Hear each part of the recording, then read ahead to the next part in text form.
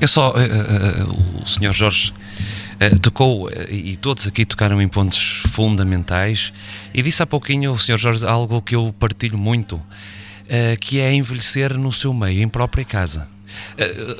Dou uma pequenina nota, há países que estão nesta lógica já. Não ostracizar a quatro paredes, mas que o envelhecimento seja feito no contexto onde está o próprio doente. Por isso é que os serviços de apoio ao domicílio são serviços fundamentais que às vezes são esquecidos.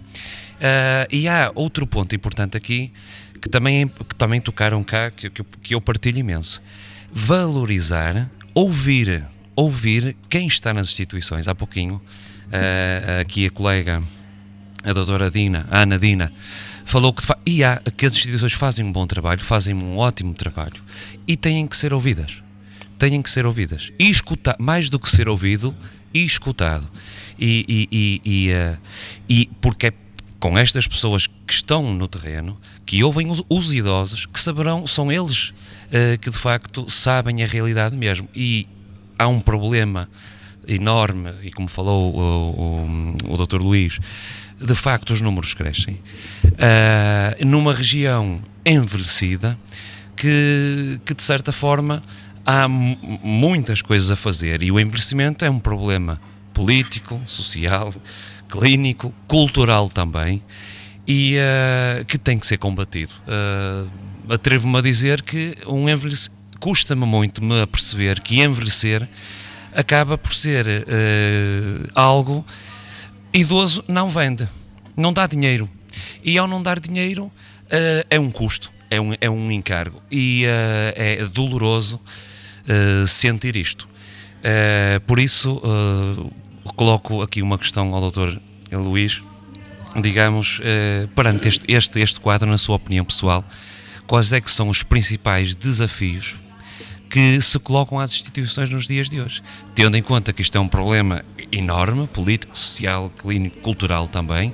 Há os cuidadores, como falaram aqui, famílias, que também elas sofrem e muito, e então perante isto tudo, qual é, na sua opinião, os desafios que aqui no interior, cada vez mais idoso, cada vez mais envelhecido, que desafios são colocados às instituições para combater isto tudo, que não é fácil? Muito bem. As instituições têm que, e quem cuida, tem que entender a seguinte situação: mais importante do que acrescentar anos à vida, é preciso proporcionar vida aos anos. Bom, e as instituições já estão a fazer isso. Eu recordo-me, vamos aqui falar em exemplos práticos, eu uma vez cheguei à casa de uma pessoa a propor-lhe os serviços de apoio domiciliário, nomeadamente para melhorarmos a condição da alimentação, e eu perguntei-lhe quais eram os hábitos alimentares que a pessoa tinha. E a pessoa disse: faço uma panela de sopa dada domingo a domingo, com pão. O quê? Então eu não como carne, como peixe, como fruta? Não. E passou a comer carne, peixe, fruta, uma alimentação saudável, variada, diversificada, de acordo também com o estado de saúde da pessoa, e aquela pessoa hoje é outra. Portanto, as instituições estão atentas, estão a praticar, a nível de cuidados de higiene pessoal. Isto há pessoas para fazer, para aceitarem os cuidados de higiene pessoal, é um tabu. Muita gente, desde que morreu o marido ou que morreu a esposa, há certos mitos nesta fase da vida, nomeadamente as pessoas que vivem no interior, quase que são proibidos. Higiene pessoal, eu não preciso. E nós sabemos e vemos, e portanto vemos que aquela pessoa tem essa necessidade.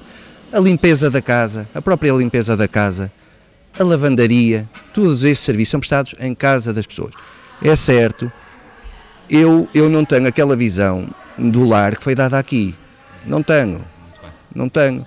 Obviamente que os lares são necessários, e são tão necessários para quem anda no terreno, que só tem apoio domiciliário e 100 dia, e que por vezes é necessário e urgente institucionalizar uma pessoa e não há vagas.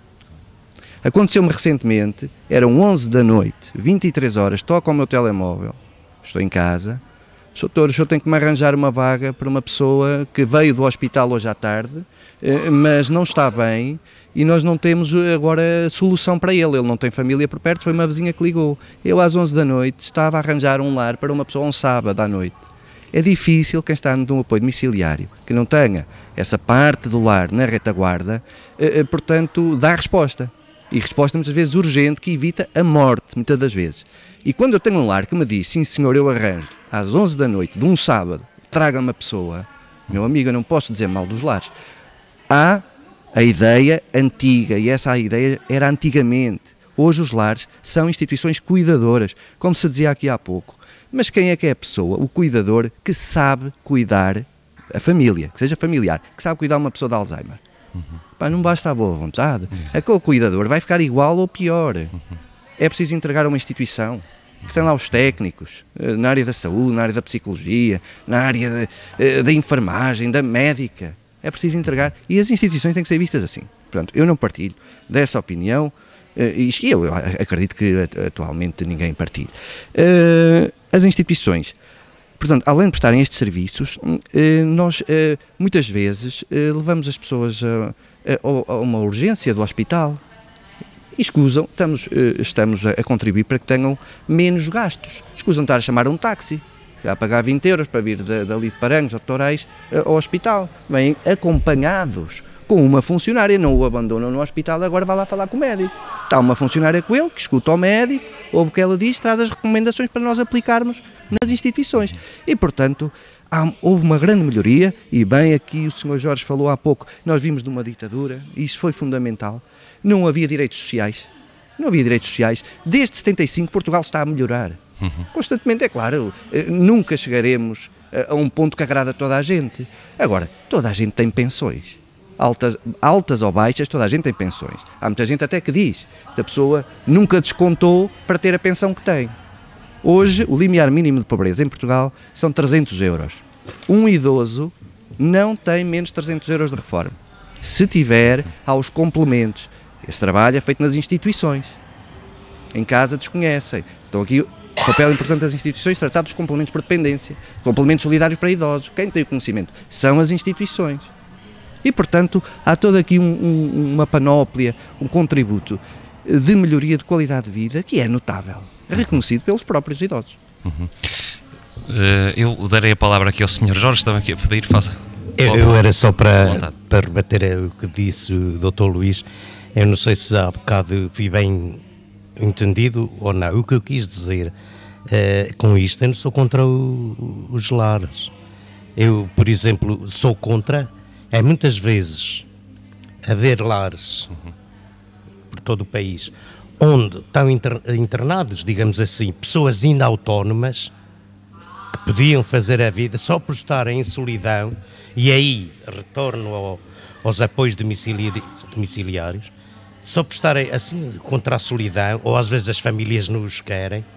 Essas pessoas nos lares estão a ocupar, às vezes, as camas, podemos dizer assim, de pessoas que às vezes até precisam muito mais. O meu ponto de vista era este, não é contra os lares, é contra, digamos, a seleção que possam fazer das pessoas idosas que possam, porventura, depois ser integrados no lar. Mas as pessoas autónomas que ainda podiam, estar aí os centros como o nosso, os centros de dia, onde fazíamos o apoio. Doutora... Porque às vezes há lares onde vejo pessoas que ainda podem... Muito bem. Doutora Dina, nós estamos a falar de envelhecer, de certa forma, transformando isto que, ok, envelhecer é apenas perder, percas. Na sua opinião, o que é que também há de muito positivo ao ser idoso, tendo em conta que a idade cronológica pode não corresponder de todo aos cortes que nós fizemos? O que é que se pode ganhar? É assim, eu sinceramente, eu dizer que podemos ganhar, eu não sei dizer se vamos ganhar, se ganha ou não. O que eu me apercebo é que a maioria dos idosos tem grande dificuldade em aceitar as limitações da idade, as limitações que são originadas pelas diferentes patologias que vão surgindo ao longo da vida. Tem muita dificuldade. Começa-se por ter vergonha de usar uma bengala,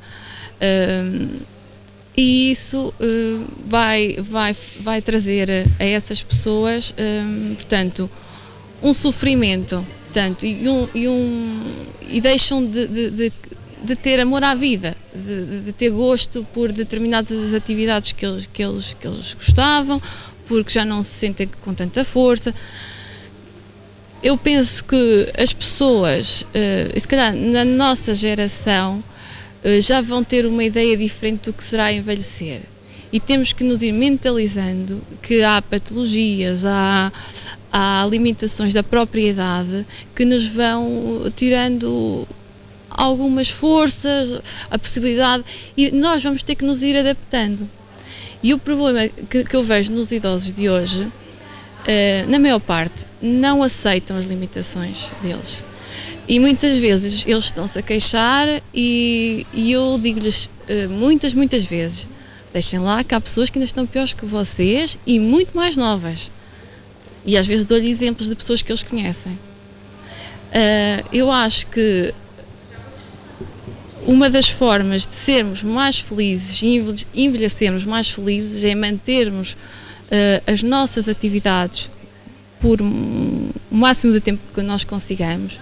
Ler, fazer palavras cruzadas, trabalhar, ter um jardim, ter uma pequena horta, estarmos ativos, termos uma ocupação e não estarmos sempre a lamentar-nos e sempre a olhar para os nossos problemas e só para nós.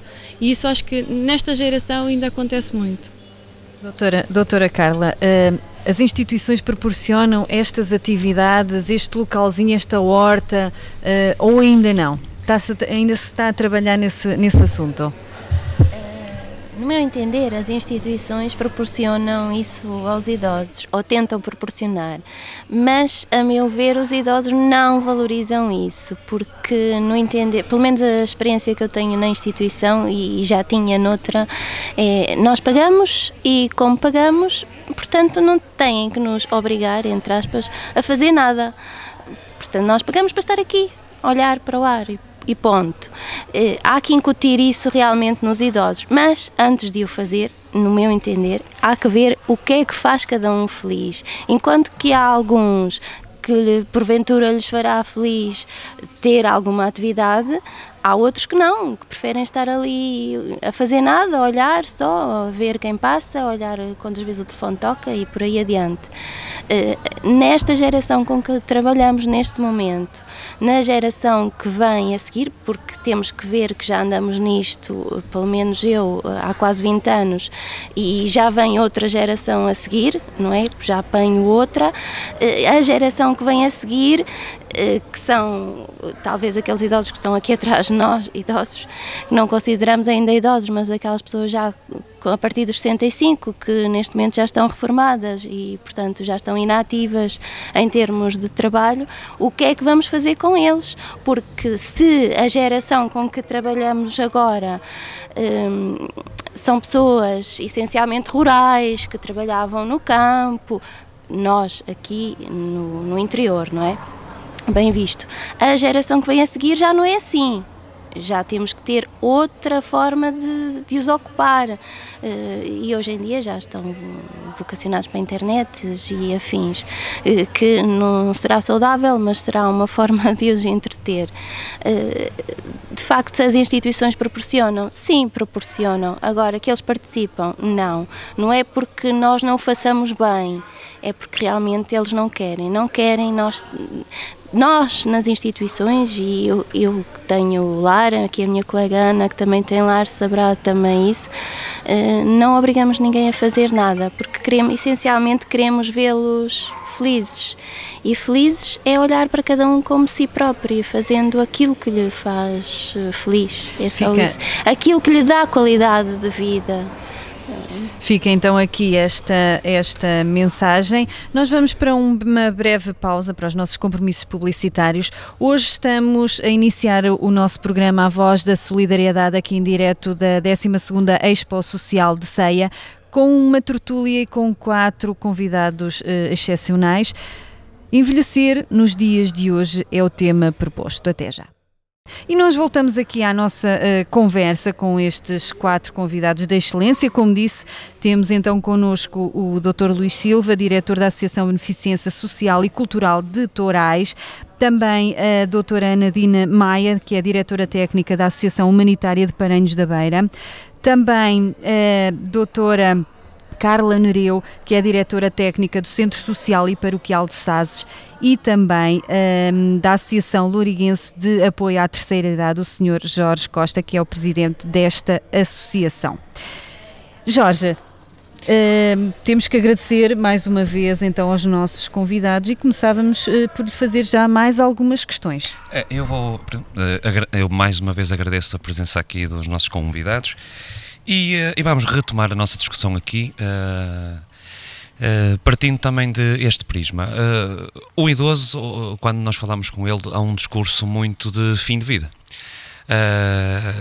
E de facto eles transmitem muito, e há um processo normal na fase de desenvolvimento que eles estão, que também envelhecer é estar em fase de desenvolvimento, que é uma pergunta que eles fazem a eles próprios: o que é que eu ando aqui a fazer? Quando vêm as referências todas a se ir embora, eles perguntam: bom, eu já não pertenço aqui, o que é que eu estou aqui a fazer? E aqui há um trabalho enorme a fazer-se.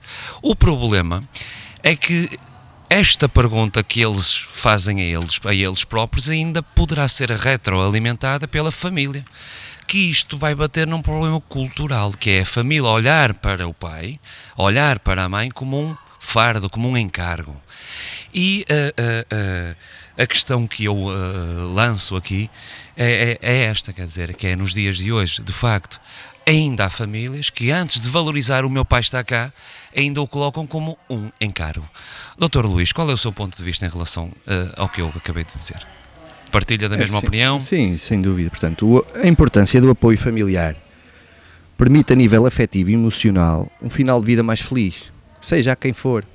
Seja quem for. Portanto, o pilar da sociedade tem que ser a família. E nós, os idosos, principalmente porque os criaram, porque lhes deram condições para eles um dia, os filhos, serem alguém, porque os ajudaram quando foi preciso e, portanto, nós, a família, também temos que cá estar quando as pessoas, os nossos familiares necessitarem. Quando isso falha, alguma coisa vai mal.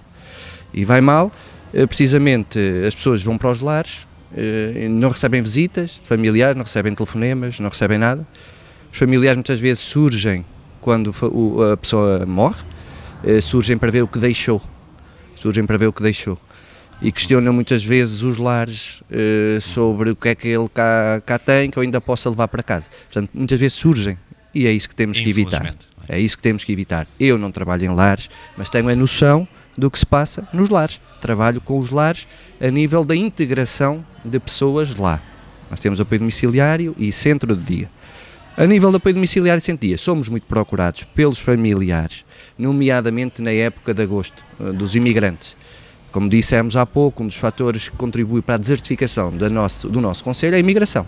E muitos imigrantes aproveitam o regresso, a visita à sua terra, nos meses de agosto, e chegam, veem a condição em que os seus familiares estão e procuram as instituições que eles entendem que lhes poderá dar uma melhor qualidade de vida e uma melhor resposta e até um melhor descanso a quem está longe.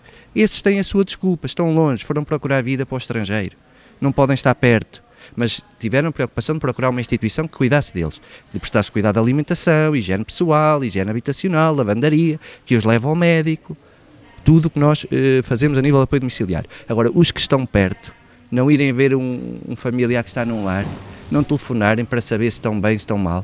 Nós também queremos que nos telefonem, nós técnicos, nós queremos receber telefonemas das famílias. Como é que está o meu familiar?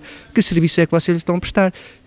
Bastam esses, são precisos outros, estejam à vontade. Portanto, nós também temos que ter esse feedback, ok?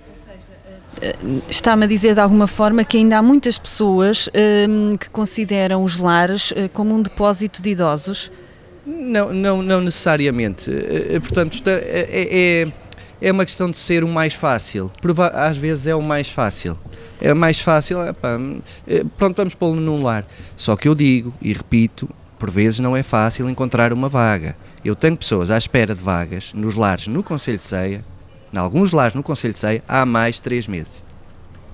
Lares comparticipados pela Segurança Social.